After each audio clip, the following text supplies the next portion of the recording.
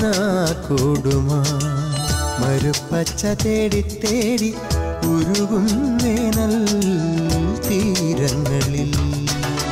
കിനാക്കൂടുമായി മരുപ്പച്ച തേടി തേടി ഉരുകും വേനൽ തീരങ്ങളിൽ. തളരുന്ന നേരം കരുത്തേകുവാൻ പാതയമായി പൊഴിയും ദൈവസ്നേഹത്തിൻ ജീവാമൃതം.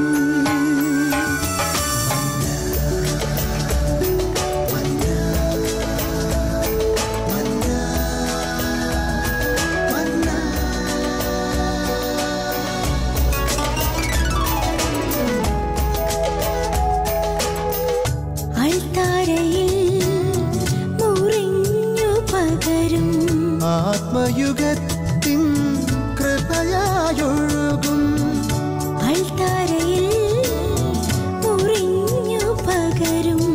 ആത്മയുഗത്തിൻ കൃപയായൊഴുകും വിശ്വസ്നേഹത്തിൻ്റെ അമൃതം.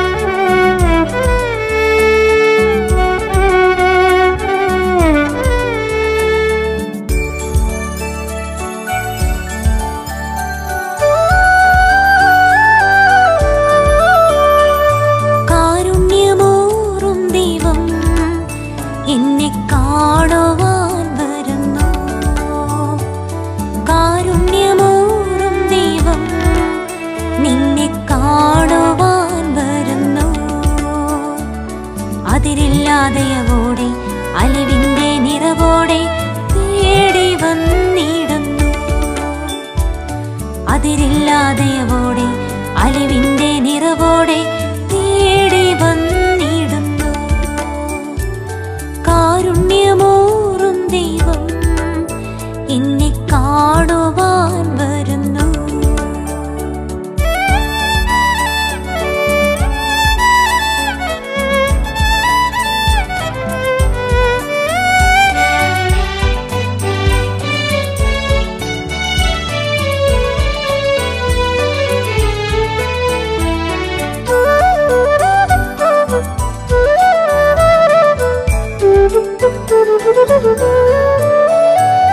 വിരുന്നു നൽകാൻ ദൈവമിന്ന് അരികിലണയും വേളയിൽ.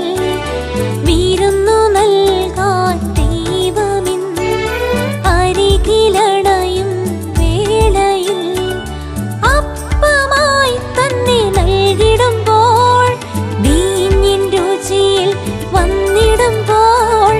അപ്പമായി തന്നെ നൽകിടുമ്പോൾ വീഞ്ഞിൻ രുചിയിൽ വന്നിടുമ്പോൾ മനസ്സും ഹൃദയവും കുളിരണിഞ്ഞിടുന്നു. കാരുണ്യമൂറും ദൈവം നിന്നെ കാണുവാൻ വരുന്നു.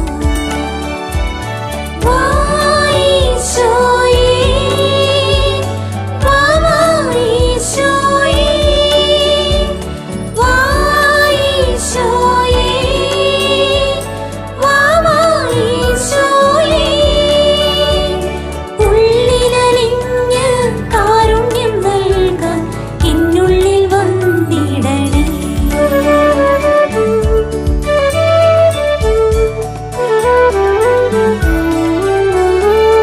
നനയുമീ മിഴിത്തടങ്ങളിൽ കരുണയാർന്നൊരസ്പർശനം.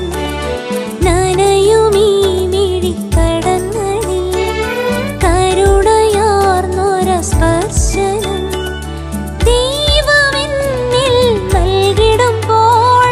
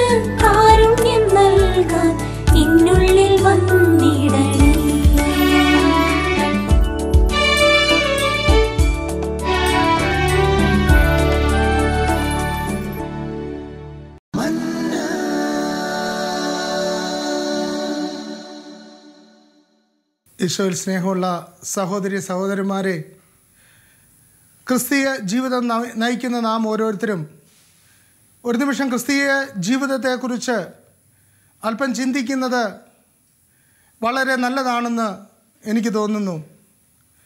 ക്രിസ്തുവിനെ സ്വന്തമാക്കി ക്രിസ്തുവിനെ രക്ഷകനും നാഥനുമായി സ്വീകരിച്ച് മുന്നേറുന്ന നാം ഓരോരുത്തരും എങ്ങനെയാണ് ഒരു ക്രിസ്തീയ ജീവിതം നയിക്കേണ്ടതെന്ന് ദൈവത്തിൻ്റെ വചനം നമ്മളെ പഠിപ്പിക്കുന്നു. ഹെബ്രായക്കാർക്ക് എഴുതിയ ലേഖനം 12-ാം അധ്യായം 1 മുതലുള്ള വാക്യങ്ങളിൽ ലേഖകൻ പ്രധാനമായിട്ടും നമ്മളോട് ഉത്ബോധിപ്പിക്കുന്നത് നാമും നമുക്ക് ചുറ്റും സാക്ഷികളുടെ വലിയ ഒരു സമൂഹവും ഉള്ളതിനാൽ നമ്മെ വിഷമിപ്പിക്കുന്ന ഭാരവും പാപവും വെറുത്തുപേക്ഷിച്ചുകൊണ്ട് നല്ല ഓട്ടം ഓടണമെന്നാണ്.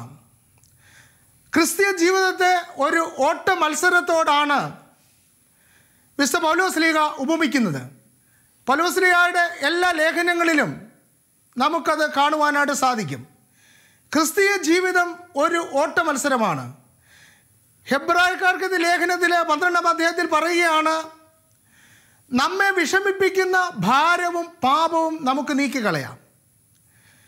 നമ്മുടെ വിശ്വാസത്തിൻ്റെ നായകനും അതിനെ പൂർണ്ണതയിൽ എത്തിക്കുന്നവനുമായ യേശുവിനെ കണ്ടുകൊണ്ട് വേണം നാം ഓടാൻ.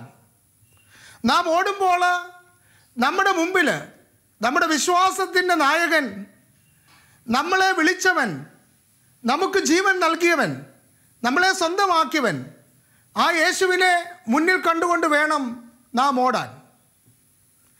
അവിടുന്നാണ് നമ്മുടെ ലക്ഷ്യം. ഈ ലക്ഷ്യത്തിലേക്ക് ഓടിയെങ്കിൽ മാത്രമേ നമുക്ക് നമ്മുടെ ഓട്ടം പൂർത്തിയാക്കുവാനായിട്ട് സാധിക്കുകയുള്ളൂ. ലക്ഷ്യം തെറ്റിപ്പോയാൽ നമുക്ക് നമ്മുടെ ഓട്ടം പൂർത്തിയാക്കുവാനോ സമ്മാനം നേടുവാനായിട്ടോ സാധിക്കത്തില്ല. കൊരിന്തോസുകാർക്ക് ലേഖനത്തിൽ പറയുന്നു, 1 കൊരിന്ത്യർ 9:24 പറയുന്നു, മത്സര കളത്തിൽ എല്ലാവരും ഓടുന്നു, എന്നാൽ സമ്മാനം നേടുന്നത് ഒരുവൻ മാത്രമാണ്. അതുകൊണ്ട് നിങ്ങൾ ഓടുമ്പോൾ സമ്മാനം ലഭിക്കുന്നതിന് വേണ്ടി ഓടണം. ഇവിടെ പൗലോസ്ലീഹ നമ്മളെ ഉത്ബോധിപ്പിക്കുന്നു, നമ്മുടെ ഓട്ടം അത് സമ്മാനം ലഭിക്കുന്നതിന് വേണ്ടി ലക്ഷ്യത്തിലേക്കുള്ള ഓട്ടമായിരിക്കണം. ലക്ഷ്യം നമുക്ക് തെറ്റിപ്പോയാൽ, നമ്മൾ നിയമങ്ങൾ അനുസരിച്ചില്ലെങ്കിൽ നമുക്ക് സമ്മാനം ലഭിക്കുകയില്ല. ഈ ലക്ഷ്യത്തിലേക്കുള്ള ഓട്ടത്തിൽ ക്രിസ്തുവിനെ മുന്നിൽ കണ്ടുകൊണ്ട് വേണം നമ്മൾ ഓടാൻ. പല ആളുകളും ക്രിസ്തീയ ജീവിതം നയിക്കുമ്പോൾ യേശുവിനെ കാണാതെ ചുറ്റും നോക്കി ലോക സൗകര്യങ്ങളിലേക്ക്, ലോക സുഖങ്ങളിലേക്ക് നോക്കിക്കൊണ്ടുള്ള ഓട്ടമാണ്. ക്രിസ്തീയ ജീവിതം പലരും ചിന്തിക്കുന്നത് തങ്ങളുടെ ജീവിതത്തിൽ ഈ ഭൗതികമായിട്ടുള്ള നേട്ടങ്ങൾ സ്വന്തമാക്കാനായിട്ടാണ് ദൈവം നമുക്ക് ഈ ജീവിതം നൽകിയെന്ന്. എന്നാൽ യഥാർത്ഥത്തിൽ ഒരു ക്രിസ്തീയ ജീവിതം അത് ആത്മീയമായിട്ടുള്ള ഒരു വലിയ യുദ്ധമാണ്. യേശുവിനെ സ്വന്തമാക്കുന്ന വലിയൊരു യുദ്ധമാണ്. ജീവിതത്തിൽ ദൈവം നമുക്ക് നൽകുന്ന സമൃദ്ധമായ ജീവൻ സ്വന്തമാക്കുന്ന വലിയ യുദ്ധമാണ്. ഈ യുദ്ധത്തിൽ നാം വിജയിക്കണമെങ്കിൽ യേശുവിനെ നമ്മുടെ ജീവിതത്തിൻ്റെ രക്ഷകനും നാഥനും കർത്താവുമായിട്ട് കണ്ടുകൊണ്ട് വേണം നമ്മൾ ഈ ഓട്ടം ഓടാൻ. നമുക്കറിയാം, ഒരാൾ ഒരു ഓട്ട മത്സരത്തിൽ പങ്കെടുക്കുമ്പോൾ അദ്ദേഹം ഏറ്റവും മിനിമം ഡ്രസ്സാണ് ധരിക്കുന്നത്. എന്തുകൊണ്ടാണെന്ന് പറഞ്ഞാൽ, ഈ ഓട്ടത്തിൽ വലിയ വിജയം വരിക്കണമെങ്കിൽ നമുക്ക് നമ്മുടെ മിനിമം ഡ്രസ്സ്, അല്ലെങ്കിൽ നമ്മുടെ ശരീരത്തിന് യോജിച്ച ഡ്രസ്സ് മാത്രം, കൂടുതൽ ഭാരമോ കൂടുതൽ ഭാണ്ഡമോ നമുക്ക് എടുക്കുവാനായിട്ട് സാധിക്കില്ല. കൂടുതൽ ഭാണ്ഡവും കൂടുതൽ ഭാരവും എടുത്താൽ നമുക്ക് ഈ ഓട്ട മത്സരത്തിൽ ജയിക്കുവാനായിട്ട് സാധിക്കത്തില്ല. അതുകൊണ്ടാണ് പൗലോസ്ലീഹ നമ്മളെ ഉത്ബോധിപ്പിക്കുന്നത്, നിങ്ങളെ മുറുകെ പറ്റുന്ന ഭാരം, നിങ്ങളെ വേദനിപ്പിക്കുന്ന, നിങ്ങളുടെ ജീവിതത്തെ മുറുകെ പിടിക്കുന്ന പാപം നീ ഉപേക്ഷിക്കണം. നിന്റെ ജീവിതത്തിലെ ഭാരങ്ങൾ അത് എന്തു തന്നെയാണെങ്കിലും, ഈശോ പറയുകയാണ് മത്തായിയുടെ സുവിശേഷത്തിനകത്ത്, അധ്വാനിക്കുന്നവരും ഭാരം വഹിക്കുന്നവരും എൻ്റെ അടുക്കൽ വരുവിൻ, ഞാൻ നിങ്ങളെ ആശ്വസിപ്പിക്കാം. അധ്വാനിക്കുന്നവരും ഭാരം വഹിക്കുന്നവരും എൻ്റെ അടുക്കൽ വരുവിൻ, ഞാൻ നിങ്ങളെ ആശ്വസിപ്പിക്കാം. ഈ ഭാരവുമായിട്ട് നമുക്ക് ഓടാനായിട്ടോ അധികം മുന്നേറുവാനായിട്ടോ സാധിക്കുകയില്ല. ഈ ഭാരം യേശുവിൻ്റെ കുരിശിൻ ചുവട്ടിലേക്ക് നമുക്ക് ഇറക്കി വയ്ക്കുവാനായിട്ട് സാധിക്കണം. ഈശോ അതിനാണ് നമ്മളെ ആഹ്വാനം ചെയ്യുന്നത്. നമ്മുടെ പാപങ്ങൾ, നമ്മുടെ ഭാരങ്ങൾ അത് കർത്താവിൻ്റെ കുരിശിൻ ചുവട്ടിൽ ഇറക്കി വെച്ച് ആ യേശുവിനെ മുന്നിൽ കണ്ടുകൊണ്ട് ആ ലക്ഷ്യത്തിലേക്ക് നാം ഓടുമെങ്കിൽ നമുക്ക് വിജയം വരിക്കാനായിട്ട് സാധിക്കും. ഇവിടെ പൗലോസ്ലീഹ നമ്മളെ ഉദ്ബോധിപ്പിക്കുന്നുണ്ട്, നമുക്ക് ചുറ്റും സാക്ഷികളുടെ വലിയ ഒരു സമൂഹമുണ്ട്. അനേക ആളുകൾ, നമുക്ക് മുമ്പേ ഓടിയവരെ, നമ്മുടെ പുറകെ വരുന്നവരെ, നമ്മളെ പ്രോത്സാഹിപ്പിക്കാനായിട്ട് അനേക ആളുകളുണ്ട്. അനേക ആളുകൾ നമ്മളെ പ്രോത്സാഹിപ്പിക്കും. അനേക വിശുദ്ധര്, അനേക രക്തസാക്ഷികള്, സഭയിലുള്ള അനേക വിശുദ്ധര്, അവരെല്ലാം നമ്മളെ പ്രോത്സാഹിപ്പിക്കുകയാണ് ഈ ഓട്ടം പൂർത്തിയാക്കുവാനായിട്ട്. എന്നാൽ ഈ ഓട്ടം നമ്മൾ പൂർത്തിയാക്കുന്നില്ലെങ്കിൽ അവരൊക്കെ നമ്മളെ ഓർത്ത് ദുഃഖിക്കും. ഈ ഓട്ടം നമ്മൾ പൂർത്തിയാക്കണമെന്ന് ദൈവം ആഗ്രഹിക്കുന്നു. തിമോത്തിയോസിന്റെ ലേഖനത്തിൽ അവസാനം പൗലോസ്ലീഹ പറയുകയാണ്, ഞാൻ നല്ല ഓട്ടം ഓടി, ഞാൻ നല്ല യുദ്ധം ചെയ്തു, എൻ്റെ ഓട്ടം ഞാൻ പൂർത്തിയാക്കി. ഇനി നീതിമാനായ ദൈവം തൻ്റെ ജീവൻ്റെ കിരീടം എന്നെ അണിയിക്കുമാറാകട്ടെ. എന്നെ മാത്രമല്ല, അവൻ്റെ മുമ്പിൽ ഓടിയ, അവനെ സ്വന്തമാക്കിക്കൊണ്ട് ഓടിയ, അവനെ ലക്ഷ്യം വെച്ചുകൊണ്ട് ഓടിയ എല്ലാവർക്കും ഈ കിരീടം ലഭിക്കട്ടെ എന്ന് പൗലോസ്ലീഹ പ്രാർത്ഥിക്കുകയാണ്. പൗലോസ്ലീഹ പറയുന്നത്, ഞാൻ നല്ല യുദ്ധം ചെയ്തു, ഞാൻ നല്ല ഓട്ടം ഓടി. ഈ നല്ല ഓട്ടം ഓടുവാനായിട്ട് ഞാൻ എന്തൊക്കെ ചെയ്യണമെന്ന് ഒരു നിമിഷം നമുക്ക് ചിന്തിക്കാം. നല്ല ഓട്ടം നമ്മൾ ഓടണമെങ്കിൽ ദൈവത്തിൻ്റെ വചനം പറയുന്നു, നീ ചില കാര്യങ്ങളിൽ നിന്ന്, നിന്റെ ജീവിതത്തിൽ മുറുകെ പറ്റുന്ന ചില കാര്യങ്ങളിൽ നിന്ന് നീ ഓടി അകലണം. പ്രത്യേകമായിട്ട് നമ്മളെ ഉത്ബോധിപ്പിക്കുന്ന പാപത്തിൻ്റെ ചില മേഖലകൾ പൗലോസ്ലീഹയിലൂടെ ദൈവം നമുക്ക് വെളിപ്പെടുത്തിയിട്ടുണ്ട്. നീ ഈ മേഖലകളിൽ നിന്ന് ഓടി അകലണം. തിമോത്തിയോസിന്റെ ലേഖനത്തിനകത്ത് 1 തിമോത്തിയോസിലാണ് പറയുന്നത്, നീ ഇവയിൽ നിന്നെല്ലാം ഓടി അകലണം. ഒന്നാമതായിട്ട് അവിടെ പറയുന്ന ഒരു കാര്യം, ധനമോഹത്തിൽ നിന്ന് നീ ഓടി അകലണം. കാരണം അവിടെ പറയുകയാണ്, ധനമോഹമാണ് എല്ലാ തിന്മകളുടെയും അടിസ്ഥാന കാരണം. ധനമോഹമാണ് എല്ലാ തിന്മകളുടെയും അടിസ്ഥാന കാരണം. യേശുവിനെ സ്വന്തമാക്കി ഓടുന്ന നീ അനുഗ്രഹം പ്രാപിക്കുവാൻ, ലക്ഷ്യം പ്രാപിക്കുവാൻ നീ ധനമോഹത്തിൽ നിന്ന് ഓടി അകലണമെന്ന് പൗലോസ്ലീഹ നമ്മളെ ഉത്ബോധിപ്പിക്കുകയാണ്. കാരണം ധനമോഹത്തിലൂടെ അനേക ആളുകൾ തങ്ങളുടെ ജീവിതത്തെ നശിപ്പിച്ചിട്ടുണ്ട്. അനേക മേഖലകളിൽ പാപം കടന്നു വരുന്നതിൻ്റെ ഒരു പ്രധാനപ്പെട്ട മേഖല, പാപത്തിൻ്റെ ഒരു വലിയ മേഖലയാണ് ധനമോഹം. ഈ ധനമോഹത്തിൽ നിന്ന് നീ ഓടി അകലണമെന്ന് 1 തിമോത്തിയോസ് 6-ാം അധ്യായത്തിനകത്ത് ദൈവം നമ്മളെ പൗലോസ്ലീഹയിലൂടെ ഉത്ബോധിപ്പിക്കുകയാണ്. ധനമോഹത്തിൽ നിന്ന് നീ ഓടി അകലണം. വീണ്ടും പൗലോസ്ലീഹ നമ്മളെ ഉത്ബോധിപ്പിക്കുന്ന വേറൊരു കാര്യം 1 കൊരിന്ത്യൻസിനകത്ത് പറയുന്നു, 10-ാം അധ്യായത്തിനകത്ത് നീ വിഗ്രഹാരാധനയിൽ നിന്ന് ഓടി അകലണം. കാരണം വിഗ്രഹാരാധന എന്ന് നമ്മൾ ദൈവത്തെ ആരാധിക്കണം. ദൈവത്തെ മാത്രമേ, ഏക സത്യ ദൈവത്തെ മാത്രമേ നാം ആരാധിക്കാൻ പാടുള്ളൂ. യേശുവിനെ ആരാധിക്കുന്ന, യേശുവിനെ സ്വന്തമാക്കുന്ന നമുക്ക് മറ്റൊന്നിനെയും നമുക്ക് ആരാധിക്കുവാനായിട്ട് സാധിക്കുകയില്ല. വിഗ്രഹാരാധനയിൽ നിന്ന് നീ ഓടി അകലണം. 10-ാം അധ്യായത്തിനകത്താണ് പറയുന്നത്, നീ 1 കൊരിന്ത്യൻസ് 10-ാം അധ്യായത്തിനകത്ത് വിഗ്രഹാരാധനയിൽ നീ ഓടി അകലണം. ഇതിനോട് കൂട്ടിച്ചേർത്ത് നമ്മൾ വായിക്കുകയാണെങ്കിൽ നമുക്ക് കാണുവാനായിട്ട് സാധിക്കും, വിശുദ്ധ കുർബാന സ്വീകരിക്കുന്ന നമുക്ക് വിഗ്രഹങ്ങൾക്ക് അർപ്പിച്ച ഭക്ഷണം നമുക്ക് സ്വീകരിക്കാൻ പാടില്ല. വിശുദ്ധ കുർബാന സ്വീകരിക്കുന്ന, യേശുവിൻ്റെ തിരുശരീര രക്തങ്ങൾ സ്വീകരിക്കുന്ന നമുക്ക് വിഗ്രഹങ്ങൾക്ക് അർപ്പിച്ച ഭക്ഷണം യാതൊരു കാരണവശാലും സ്വീകരിക്കാനായിട്ട് സാധിക്കില്ല. ഇത്തരം ഭക്ഷണം സ്വീകരിക്കുന്നതിലൂടെ പല വിധത്തിലുള്ള അശുദ്ധികള്, പല വിധത്തിലുള്ള ബുദ്ധിമുട്ടുകള്, പ്രയാസങ്ങള്, ക്ലേശങ്ങള്, പരാജയങ്ങള് നമ്മുടെ ഓരോരുത്തരുടെയും ജീവിതത്തിൽ വന്നിട്ടുണ്ട്. അതുകൊണ്ട് പൗലോസ്ലീഹ നമ്മളെ ഉത്ബോധിപ്പിക്കുകയാണ്, നീ വിഗ്രഹാരാധനയിൽ നിന്ന്, വിഗ്രഹത്തിന് അർപ്പിച്ച പദാർത്ഥങ്ങളിൽ നിന്ന്, വിഗ്രഹത്തിന് ഓരോ പൂജ്യങ്ങളിൽ നിന്ന്, വിഗ്രഹത്തിന് അർപ്പിച്ച കാര്യങ്ങളൊന്നും നമ്മുടെ ജീവിതത്തിൽ നമ്മൾ സ്വീകരിക്കുകയോ സ്വന്തമാക്കിയോ അത് നമ്മുടെ കുടുംബത്തിലേക്ക് കൊണ്ടുവരികയോ ഒരിക്കലും ചെയ്യാൻ പാടില്ല. വേറൊരു മേഖല നമ്മൾ ഓടി അകലേണ്ടതായിട്ട് ബൈബിൾ നമ്മളെ പഠിപ്പിക്കുന്നത് വ്യഭിചാരത്തിൽ നിന്നാണ്. വ്യഭിചാരത്തിൽ നിന്ന് ഓടി അകലുവാനായിട്ട് പൗലോസ്ലീഹ കൊരിന്തോസുകാരുടെ ലേഖനത്തിൽ പറയുന്നുണ്ട്. കാരണം എന്ന് പറയുന്നത്, ഹോസിയായുടെ പുസ്തകത്തിലെ 5-ാം അധ്യായത്തിൽ പറയുന്നു, അവരില് വ്യഭിചാര ദുർഭൂതം സ്ഥിതി ചെയ്യുന്നു. വ്യഭിചാര ദുർഭൂതം എന്ന് പറയുന്നത് അനേക വ്യക്തികളെ പാപത്തിലേക്ക് നയിക്കുന്ന ദുർഭൂതമാണ്. ഈ ഭൂതമായിട്ടാണ് അതിനെ പറയുന്നത്. പറയുന്നത് ആ പിശാചിൻ്റെ ആ പ്രവർത്തനങ്ങൾ, വ്യഭിചാരത്തിൽ നിന്ന് നമ്മൾ ഓടിയകലണം. കാരണം നാം ഒരു ക്രിസ്തീയ ജീവിതം നയിക്കുകയാണ്, വലിയ ഒരു ഓട്ട മത്സരം നടത്തുകയാണ്. ഈ ഓട്ട മത്സരത്തിൽ അനേക വിശുദ്ധര് നമുക്ക് പ്രോത്സാഹനം നൽകിക്കൊണ്ടിരിക്കുകയാണ്.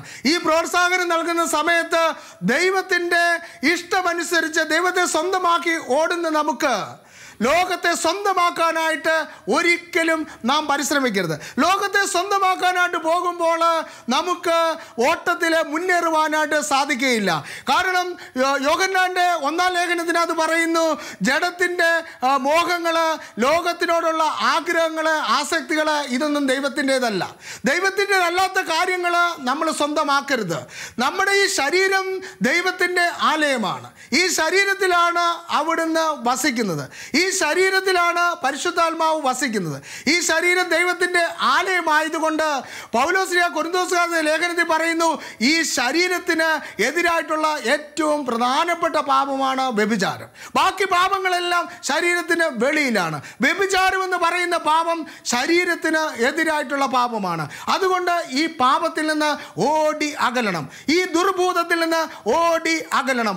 എങ്കിൽ മാത്രമേ നിനക്ക് നല്ല ഓട്ടം പൂർത്തിയാക്കുവാനായിട്ട് സാധിക്കത്തുള്ളൂ. നീ നല്ല ഓട്ടം ഓടുമ്പോൾ നിന്റെ ജീവിതത്തിൽ നിന്നെ മുറുകെ പറ്റുന്ന പാപങ്ങൾ, നിന്റെ കൂടെ വരുന്ന കാര്യങ്ങൾ, നിന്റെ ജീവിതത്തിൽ നിന്നെ പുറമോട്ട് വലിക്കുന്ന കാര്യങ്ങൾ, അതെല്ലാം നീ മാറ്റണം. എങ്കിൽ മാത്രമേ നിനക്ക് നല്ലപോലെ മുന്നേറുവാനായിട്ട് സാധിക്കത്തുള്ളൂ. നിന്റെ ലക്ഷ്യം യേശു തന്നെ ആയിരിക്കണം. ഒരിക്കൽ പോലും നീ നിന്റെ ലക്ഷ്യത്തിൽ നിന്ന് മാറിപ്പോകരുത്. നിന്റെ ലക്ഷ്യത്തിൽ നിന്ന് നിനക്ക് മാറിപ്പോയാൽ നിനക്കൊരിക്കലും നിന്റെ ഓട്ടം പൂർത്തിയാക്കുവാനായിട്ട് സാധിക്കത്തില്ല. യേശുവിനെ നോക്കിക്കൊണ്ടിരിക്കുന്നിടത്തോളം കാലം നിനക്ക് നല്ല ഓട്ടം ഓടുവാനായിട്ട് സാധിക്കും. നമുക്കറിയാം, അന്ന് ഗലീലി തടാകത്തിൽ വലിയ കാറ്റും കോളും ഉണ്ടപ്പോൾ കർത്താവ് കടലിന് മീതെ നടന്ന് ശിഷ്യയുടെ വഞ്ചിയെ സമീപിക്കുമ്പോൾ ആ ശിഷ്യ പത്രോസ് ചോദിക്കുകയാണ്, കർത്താവെ അങ്ങാണെങ്കിൽ ഞാനും കൂടെ വെള്ളത്തിൻ്റെ മീതെ കൂടെ നടന്നു വരുവാൻ അങ്ങ് കൽപ്പിക്കണമേ. കർത്താവ് പറഞ്ഞു, കടന്നു വരിക. പത്രോസ് ആ വഞ്ചിയിൽ നിന്ന് ഇറങ്ങി ആ വെള്ളത്തിൻ്റെ മുകളിൽ കൂടെ നടന്നു. എന്നാൽ യേശുവിനെ നോക്കിക്കൊണ്ട് ഇരുന്നപ്പോൾ അവന് നടക്കാനായിട്ട് സാധിച്ചു. എന്നാൽ കുറച്ച് കഴിഞ്ഞപ്പോൾ അവൻ്റെ നോട്ടം മാറ്റി. അവൻ എങ്ങോട്ട് നോക്കി? അവൻ ആ കാറ്റിലേക്ക് നോക്കി, അവൻ ആ കടലിലേക്ക് നോക്കി, അവൻ ആ തിരമാലയിലേക്ക് നോക്കി. ഇത് അവൻ താഴാനായിട്ട് തുടങ്ങി. ഈ നല്ല ഓട്ടത്തിൽ കർത്താവ് നമ്മളോട് പറയുന്നത്, നിന്റെ ഓട്ടം നീ പൂർത്തിയാക്കണമെങ്കിൽ നീ എന്നെ തന്നെ നോക്കി നിൽക്കണം. നീ എന്നെ തന്നെ നോക്കിക്കൊണ്ട് വേണം നിന്റെ ഓട്ടം പൂർത്തിയാക്കുവാനായിട്ട്. യേശുവിനെ നോക്കിക്കൊണ്ട് നമുക്ക് ഓട്ടം പൂർത്തിയാക്കാനായിട്ട് സാധിക്കും. യേശുവിൽ നിന്ന് നമ്മൾ നമ്മുടെ കണ്ണുകൾ മാറ്റുമ്പോൾ നമുക്ക് ഒരിക്കലും ഓട്ടം പൂർത്തിയാക്കാനായിട്ട് സാധിക്കത്തില്ല. അതുകൊണ്ട് സഹോദരങ്ങളെ, നിങ്ങളുടെ ഓട്ടം, എൻ്റെ ഓട്ടം യേശുവിനെ ലക്ഷ്യമാക്കിയുള്ള ഓട്ടമായിരിക്കണം. യേശുവിനെ മാത്രം മുന്നിൽ കണ്ടുകൊണ്ട് ഓടുക. മറ്റുള്ള എല്ലാത്തിനെയും ഉപേക്ഷിക്കുക. നിന്നെ മുറുകെ പറ്റുന്ന കാര്യങ്ങൾ, നിന്റെ കൂടെ വരുന്ന കാര്യങ്ങൾ, നിന്റെ പാപ സ്വഭാവങ്ങൾ, ഇതൊക്കെ നീ ഉപേക്ഷിക്കണമെന്ന് കർത്താവ് പറയുന്നു. എല്ലാവിധ ദുർനടപ്പും നീ ഉപേക്ഷിക്കണമെന്ന് കർത്താവ് ആഗ്രഹിക്കുന്നു. കാരണം ദുർനടപ്പുണ്ടെങ്കിൽ നിനക്ക് ഓട്ടം പൂർത്തിയാക്കാനായിട്ട് പറ്റത്തില്ല. നീ എവിടെയെങ്കിലും കുഴഞ്ഞു വീഴും, നീ എവിടെയെങ്കിലും മുങ്ങിത്താഴും, നീ എവിടെയെങ്കിലും നിന്റെ ജീവിതം നീ നശിപ്പിക്കും. അതുകൊണ്ട് കർത്താവ് പറയാണ്, നീ ചില കാര്യങ്ങളിൽ നിന്ന് നീ ഓടി അകലണം. ദ്രവ്യാഗ്രഹത്തിൽ നിന്ന് നീ ഓടി അകലണം. വ്യഭിചാരത്തിൽ നിന്ന് നീ ഓടി അകലണം. വിഗ്രഹാരാധനയിൽ നിന്നും വിഗ്രഹാർപ്പിത ഭക്ഷണത്തിൽ നിന്നും നീ ഓടി അകലണം. നീ യേശുവിനെ സ്വീകരിക്കുന്ന വ്യക്തിയാണ്, യേശുവിൻ്റെ തിരുശരീര രക്തങ്ങളെ സ്വീകരിക്കുന്ന വ്യക്തിയാണ്. അതുകൊണ്ട് ഒരിക്കലും നിനക്ക് മറ്റ് യേശുവിന് അല്ലാത്ത പൂജ്യ വസ്തുക്കളൊന്നും നിനക്ക് കഴിക്കുവാനായിട്ട് പാടില്ല. അതുകൊണ്ട് നീ യേശുവിനെ സ്വന്തമാക്കി കൊണ്ടോടുക, യേശുവിനെ മുന്നിൽ കണ്ടോടുക. അപ്പോൾ നിനക്ക് ഓട്ടം പൂർത്തിയാക്കാനായിട്ട് സാധിക്കും. പൗലോസ് പറയുകയാണ്, ഞാൻ നല്ല ഓട്ടം ഓടി എൻ്റെ വിശ്വാസം കാത്തു, ഞാൻ നല്ല യുദ്ധം ചെയ്തു, ഞാൻ നല്ല യുദ്ധം ചെയ്തു. ഇനി ഞാൻ നല്ല യുദ്ധം ചെയ്യണമെങ്കിൽ എൻ്റെ പാപങ്ങൾ അകറ്റിയാൽ മാത്രം പോരാ.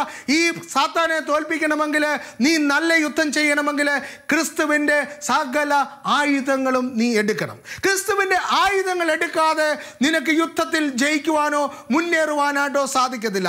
ഏതൊക്കെ ആയുധങ്ങൾ എടുക്കണമെന്നാണ് പൗലോസ്ലീഹ നമ്മളോട് പറയുന്നത്? നീ എടുക്കേണ്ടത്, നീ സത്യം കൊണ്ട് അരമുറുക്കണം. നീ യുദ്ധം ചെയ്യുമ്പോൾ നീ സത്യം കൊണ്ട് അരമുറുക്കണം.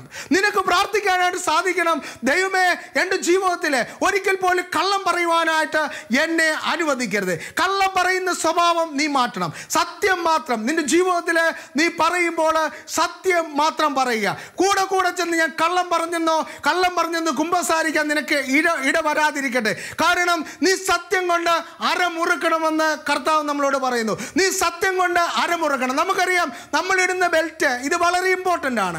ഇല്ലെങ്കിൽ നമ്മളുടെ ഇട്ടിരിക്കുന്ന പാൻ്റ് ആണെങ്കിലും അത് ഉരിഞ്ഞു പോകും. ഇത് ഉരിഞ്ഞു പോകാതിരിക്കണമെങ്കിൽ നീ അരമുറുക്കണം. ഈ അരമുറുക്കുന്നതിന് വളരെ പ്രധാനപ്പെട്ടതാണ് സത്യം. സത്യം കൊണ്ട് നീ അരമുറുക്കുവാനായിട്ട് ദൈവം നമ്മളെ ആഹ്വാനം ചെയ്യുകയാണ്. ഈശോ നമ്മളോട് പറയുകയാണ്, നീ സത്യം കൊണ്ട് അരമുറുക്കണം. യേശുവാണ് സത്യം. അവൻ്റെ വചനം കൊണ്ട്, അവൻ പറഞ്ഞ കാര്യങ്ങൾ കൊണ്ട് നീ അരമുറുക്കണം. വീണ്ടും പറയുകയാണ്, നിനക്ക് യുദ്ധം ചെയ്യണമെങ്കിൽ നീ വിശ്വാസത്തിൻ്റെ പരിച എടുക്കണം. അനുദിന ജീവിതത്തിൽ നിനക്കെതിരെ ധാരാളം അമ്പുകൾ കടന്നു വരും. ധാരാളം പ്രശ്നങ്ങൾ നിന്റെ ജീവിതത്തിലേക്ക് കടന്നു വരും. ധാരാളം വിശ്വാസത്തെ ചോദ്യം ചെയ്യുന്ന കാര്യങ്ങൾ നിന്റെ ജീവിതത്തിലേക്ക് കടന്നു വരും. അവിടെ നിനക്ക് കർത്താവിൻ്റെ ഒരു മകനായിട്ട് നിൽക്കണമെങ്കിൽ നീ വിശ്വാസത്തിൻ്റെ പരിചയം എടുക്കണം. വിശ്വാസമില്ലാതെ, ഹെബ്രായർക്കാരുടെ ലേഖനത്തിൽ പറയുവാണ്, വിശ്വാസമില്ലാതെ നിനക്ക് ദൈവത്തെ പ്രസാദിപ്പിക്കാനായിട്ട് സാധിക്കില്ല. വീണ്ടും പറയുകയാണ്, വിശ്വാസമില്ലാതെ നാം ചെയ്യുന്ന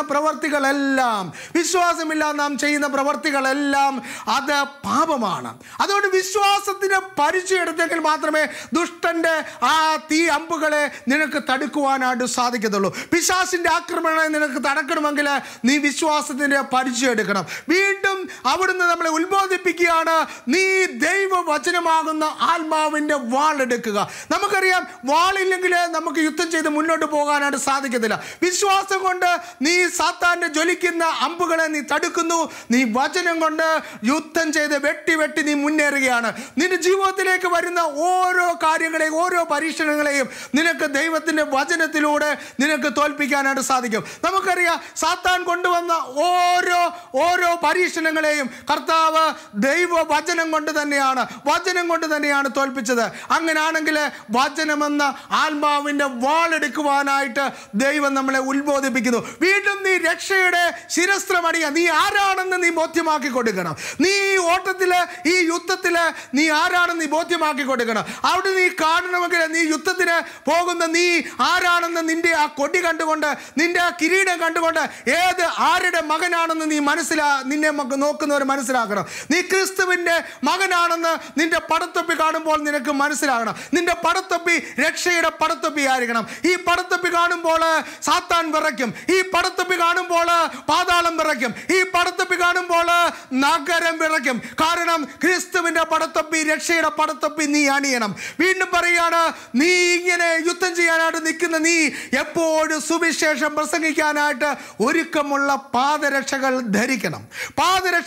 ഒരുക്കമുള്ള പാദരക്ഷകൾ നീ ധരിച്ചെങ്കിൽ മാത്രമേ നിനക്ക് ഈ യുദ്ധത്തിൽ മുന്നേറുവാനായിട്ട് സാധിക്കത്തുള്ളൂ. കാരണം പൗലോസ്ലീഹ പറയാണ്, ഞാൻ നല്ല യുദ്ധം ചെയ്തു. ഏത് നിമിഷവും പൗലോസ്ലീഹ പറയാണ്, സാഹചര്യം അനുകൂലമാണെങ്കിലും പ്രതികൂലമാണെങ്കിലും നീ സുവിശേഷം പ്രസംഗിക്കുക. സാഹചര്യം നിനക്ക് അനുകൂലമായിരിക്കാം, പ്രതികൂലമായിരിക്കാം, നീ സുവിശേഷം പ്രസംഗിക്കുക. വീണ്ടും പൗലോസ്ലീഹ പറയുകയാണ്, നീ ഈ വസ്ത്രങ്ങളെല്ലാം ധരിച്ചുകൊണ്ട്, നീ ആയുധങ്ങളെല്ലാം ധരിച്ചുകൊണ്ട് നീ മുന്നേറണമെങ്കിൽ അനുദിന നിന്റെ ജീവിതത്തിലെ പ്രാർത്ഥന വളരെ ആവശ്യമാണ്. അനുദിന ജീവിതത്തിൽ നിനക്ക് അനുഗ്രഹം പ്രാപിക്കുവാൻ, ഈ ഓട്ടം പൂർത്തിയാക്കുവാൻ ദൈവം നമ്മളിൽ നിന്ന് ആഗ്രഹിക്കുമ്പോൾ ചില കാര്യങ്ങളെ നമ്മൾ ഉപേക്ഷിക്കുക.